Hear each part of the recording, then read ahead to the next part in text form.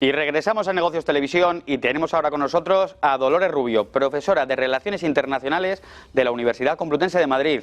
Muy buenas tardes, Dolores. Buenas tardes a vosotros. Quería empezar por esta reunión entre Víctor Orbán y Putin, una reunión que ha sido duramente criticada por varios líderes de la Unión Europea, que además han dicho que Víctor Orbán no visita al presidente ruso en calidad de esa presidencia de la Unión Europea que ahora mismo ostenta Hungría, sino que lo hace a título personal.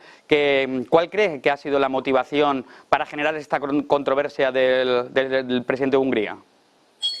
A ver, el presidente de Hungría precisamente está aprovechando que le toca a Hungría la presidencia de turno de la Unión Europea para visitar al presidente Putin.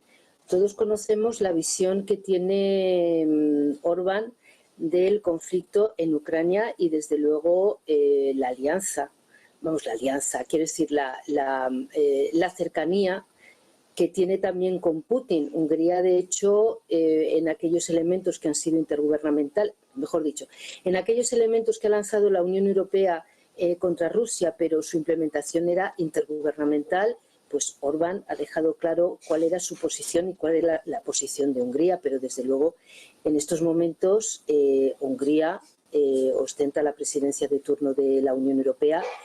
Y vamos a ver, por mucho que digan los países, otros países de la Unión Europea, que Orbán no va representando la posición oficial de la Unión Europea, sino una posición personal, pues no sé hasta qué punto eso es así, porque además Orbán ya ha hecho algunas declaraciones la semana pasada sobre esta situación y lo que planteaba, al menos oficialmente, que sus visitas a Putin, su acercamiento a Putin en ese sentido, lo hacía desde la Unión Europea porque lo que se estaba buscando desde la Unión Europea era la paz y aproximar pues a Putin a esa idea de paz que tiene la Unión Europea y también desde los valores de la Unión Europea. Por lo tanto, yo entiendo por una parte que hay países que quieren dejar también, países de la Unión Europea que quieren dejar claramente su posición no solamente en relación a Rusia, sino en relación a Orbán, en relación a Hungría, pero no olvidemos que Hungría, en este momento, es la presidenta de turno de la Unión Europea y, en consecuencia, pues actúa en ese sentido en lo que es la proyección exterior del modelo de la Unión Europea que implica pues al conflicto en Ucrania. Usted ha hablado de esa búsqueda de la paz de la Unión Europea en el conflicto entre Rusia y Ucrania y en este sentido Vladimir Putin ha confirmado que Víctor Orbán le ha planteado una serie de medidas para poner fin y zanjar esta guerra que lleva ya más de 2 años. ¿Cuál cree que ha sido alguna de esas medidas que ha podido plantearle Orbán a Vladimir Putin? Pues no lo sé, la verdad que no lo sé, pero desde luego están buscando un plan de paz. Desde que se inicia el conflicto lo están buscando porque, a ver, Ucrania en este sentido es un gran problema para Europa y en consecuencia es el conflicto en Ucrania y es un gran problema para la Unión Europea porque, claro, la Unión Europea en ese sentido, vamos a decirlo diplomáticamente, pero está mostrando cada vez más fisuras a nivel de países, no a nivel de organización, a nivel de países miembros en relación al conflicto en Rusia. Entonces no sé exactamente qué medidas le ha podido plantear, pero imagino cuando se plantea un plan de paz, que además ese plan de paz empieza por el terreno de batalla, pues tiene que ir en ese sentido, o sea, cómo cerrar bien una situación bélica donde parece que la guerra no ha acabado del todo, pero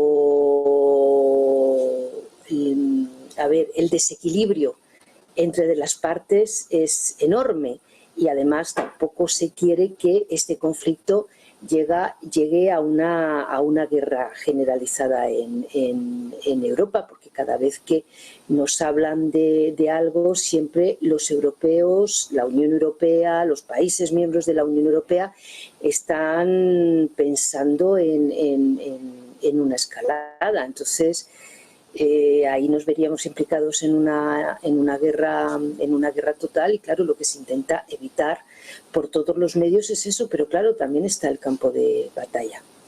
Y en el campo de batalla se están dirimiendo una serie de cuestiones donde pues Ucrania, como estamos viendo, pues no queda bien parada, lo cual eso no significa que a Ucrania haya que humillarla. Entonces ahí hay que negociar y negociar y negociar y negociar, hasta ver en qué punto pues se acaban las hostilidades y empieza realmente la reconstrucción. Entonces realmente no sé qué es lo que le ha propuesto. Lógicamente no creo que lo vamos a saber, porque además eso pertenece a la alta diplomacia, pero desde luego yo creo que van en esa línea. Lo que pasa es que pues Orbán lógicamente no es bien visto pues por su tendencia, vamos a decirlo así, filorrusa, y lo ha demostrado desde el principio. No sabemos cuáles son estas medidas, pero sí conocemos al menos una línea roja marcada por el propio presidente Vladimir Putin, que ha dicho que una de las cosas que podrían poner fin al conflicto sería que Rusia se quedase los territorios ocupados, como pueden ser la zona del Donbass.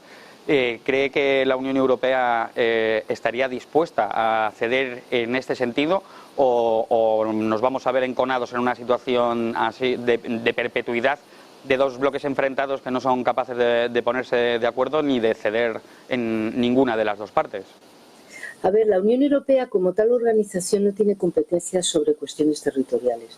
En ese sentido, los que hablan son los Estados miembros de la Unión Europea y, por supuesto, esos mismos Estados miembros de la Unión Europea que son miembros de pleno derecho de la OTAN.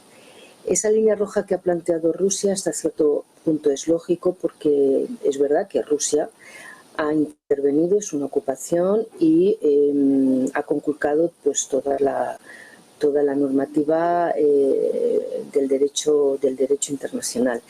Pero desde el momento que ese porcentaje de territorio en Ucrania lo ha ganado a través de las armas, va a costar muchísimo trabajo convencer a Rusia de que esa no es la línea roja. La Unión Europea y sus Estados miembros y los Estados miembros de la OTAN y Estados Unidos, en principio oficialmente, no están de acuerdo, y entonces utilizan el argumento del derecho internacional. Es decir, Rusia no se puede quedar con unos territorios porque ha cometido el peor de los delitos que puede cometer un Estado, que es el delito de agresión. Es decir, ocupar y quedarse a través de una guerra ese porcentaje del territorio ucraniano, teniendo en cuenta que ha ocupado y ha invadido un Estado soberano. Pero esa es la línea roja. Esa es la línea roja para los rusos y esa es la línea roja para la Unión Europea, para los países europeos, para los países miembros de la Unión Europea y para los países miembros de la OTAN. Y bueno, pues eso es lo que lógicamente están negociando, es decir, cómo gestionar esa ocupación de parte de Rusia de Ucrania, pues habiendo conculcado el derecho internacional. Eso es lo que realmente está sobre la mesa, y eso es lo que está convirtiendo de alguna manera, aunque la guerra se está diciendo constantemente, y yo lo he dicho en algunas ocasiones, que ya estaba acabada, y además estaba acabada en favor del lado de Rusia, y sigo hablando en esos mismos términos, y además es lo que puede llevar quizá a un escenario más complicado, que es a congelar realmente el conflicto, la cuestión territorial. Claro, congelar un conflicto de esas características en Europa, no a las puertas de Europa, sino en Europa, a cualquier ciudadano de lo que fue la antigua Europa del Este y demás, cuando se le pregunta, va a decir es que plantea un verdadero problema para para Europa, no solamente para la Europa occidental, pero ese es el kit de la cuestión. A ver qué creatividad, qué imaginación, bueno, de qué imaginación hace alarde la Unión Europea y sus países miembros, pues para metabolizar ese tipo de cuestión que es el centro del conflicto y es el centro de la resolución del conflicto. Y Ucrania, claro, es que estamos hablando de territorio ucraniano y también Ucrania lo tiene que mirar, lo tiene que plantear, lo tiene que metabolizar. Y eso, pues como digo, la guerra de alguna manera se ha acabado, pero claro, las guerras no siempre acaban de la mejor manera y bueno, pues acaban congelando un conflicto que eso hace que en cualquier momento pues siga saltando.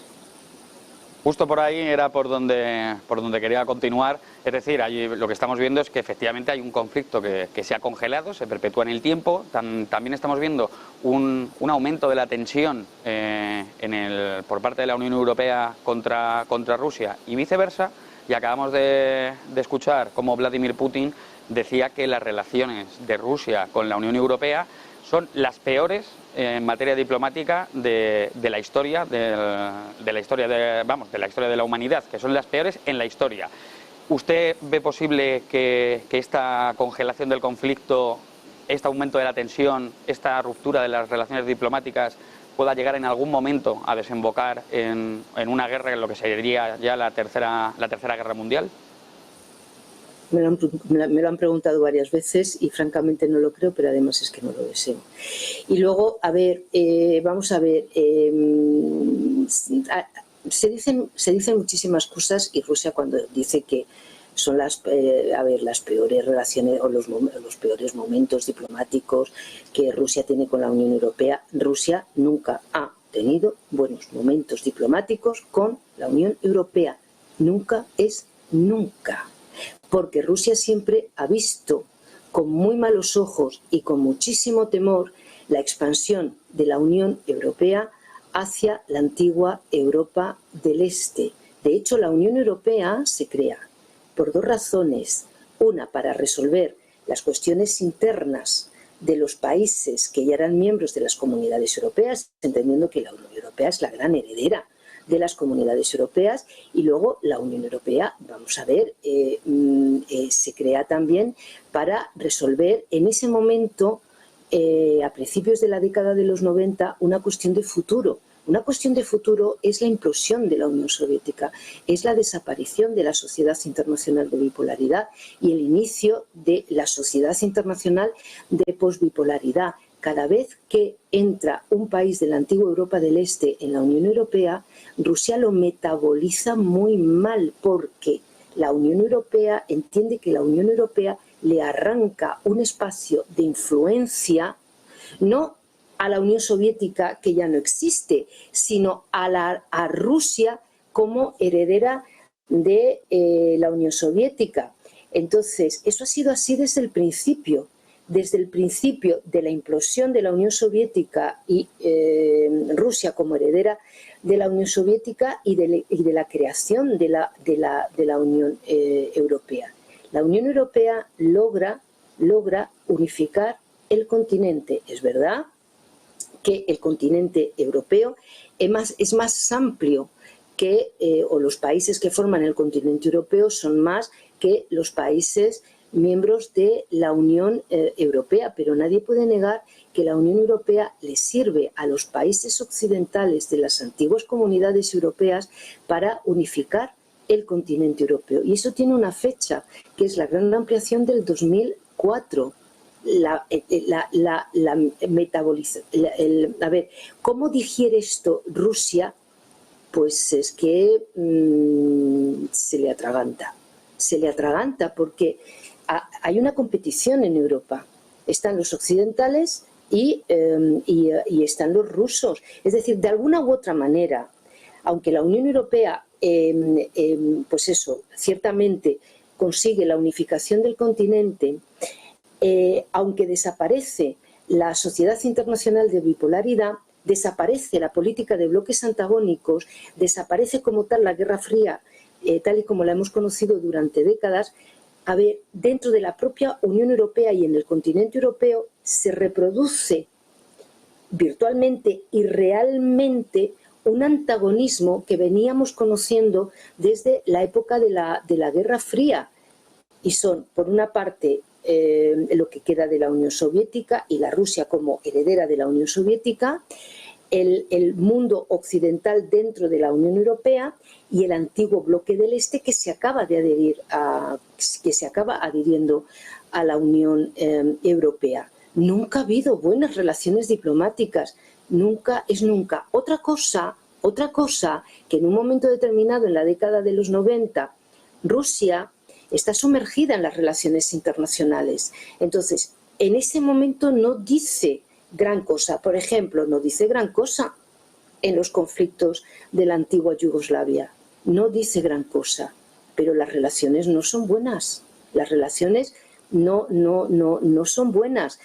Rusia emerge a las relaciones internacionales como heredera de la Unión Soviética a principios del siglo XX, del siglo XXI, y sí que empieza a decir cosas. Y cuando la Unión Europea le ofrece instrumentos de proximidad a Rusia en relación a la Unión Europea, como la política europea de vecindad y demás, Rusia dice que no, que Rusia tiene una visión muy concreta del mundo, de la geopolítica y por lo tanto de Europa, y que la Unión Europea lo que tiene que hacer es tratar a Rusia como un socio estratégico y por lo tanto de forma especial. Nunca han sido buenas las relaciones diplomáticas. ¿Qué ocurre?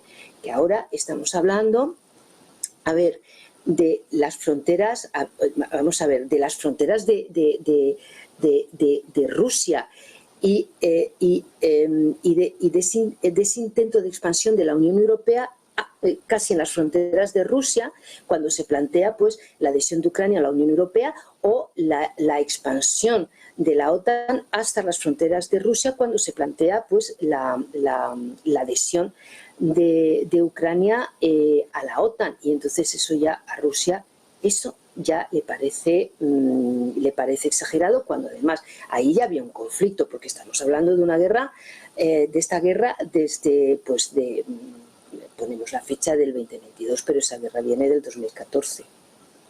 Ahí siempre ha habido movimiento, guerra como tal, desde el 2014 en el Donbass, como pasa también ahora. Toda la guerra en Ucrania no es en la totalidad de Ucrania, es en esa zona que parte del 2014, aunque se ha ampliado un poquito más. Entonces, las relaciones diplomáticas buenas nunca ha habido entre Rusia y la Unión Europea. Entonces, romper las relaciones diplomáticas, no se van a romper, por una razón muy sencilla. Porque, la Unión Europea no es un Estado, y dentro de la Unión Europea hay Estados como Hungría, que es un país muy próximo a Rusia, y eso va a impedir que se rompan esas relaciones diplomáticas, aunque sean relaciones diplomáticas malas. ¿Se puede producir otro escenario? Por supuesto que sí. Es que las diferencias entre los países de la Unión Europea sean tales que, por cuestiones también de política interna de la Unión Europea, pues algún país en un momento determinado pueda liderar la implosión de la Unión Europea con motivo del conflicto en Ucrania, que de momento eso no ha ocurrido, ni siquiera con la existencia de países como Hungría, que están tan próximos a Rusia. Pues muchísimas gracias, Dolores. Nosotros nos despedimos y en unos minutos volvemos con las últimas noticias, con los mejores analistas, aquí para todos ustedes en Negocios Televisión.